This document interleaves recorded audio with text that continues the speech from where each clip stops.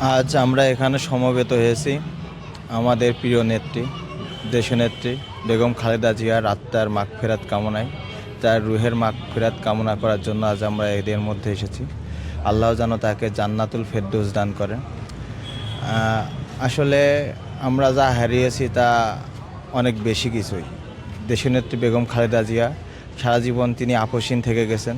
তিনি এ দেশের মানুষের জন্য সারা জীবন লড়ে গেছেন। সারা জীবন তিনি রয়ে গেছেন এই দেশের মানুষের অধিকার আদায়ের জন্য। এদেশের মানুষের গণতন্ত্র ফিরিয়ে আনার জন্য তার জীবন কাটিয়ে দিয়েছেন অনেক রকম, মানে জেল জুলুম সব কিছুই তিনি সহ্য করেছেন। টানা তৃতীয়বার অর্জন করেছে দেশের সেরা সুপার ব্র্যান্ড স্বীকৃতি বসুন্ধরা টিস্যু। আজ তিনি আমাদের ছেড়ে চলে গেছেন, কিন্তু দিয়ে গেছেন তার স্বপ্ন, দিয়ে গেছেন যে স্বপ্নের বাংলাদেশ তিনি বিনির্মাণ করতে চেয়েছিলেন।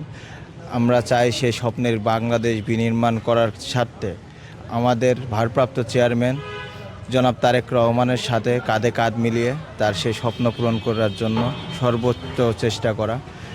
এবং মৃত্যু সবার জন্যই অনিবার্য, সবাইকে একদিন মৃত্যুর স্বাদ গ্রহণ করতে হবে। আজ দলমত নির্বিশেষে দেশের প্রতিটা মানুষের কাছে আমি তার দোয়া চাই, তার জন্য দোয়া চাই, যেন তার সবাই তার জন্য দোয়া করে। তিনি যেন আল্লাহ তারকে জান্নাতে সর্বোত্তম মাকাম তাকে দান করে। আর তাকে নিয়ে বলার মতো আসলে অনেক কিছু আছে, কিন্তু আজ বাকরুদ্ধ হয়ে যায় যখন তার কথা ভাবি।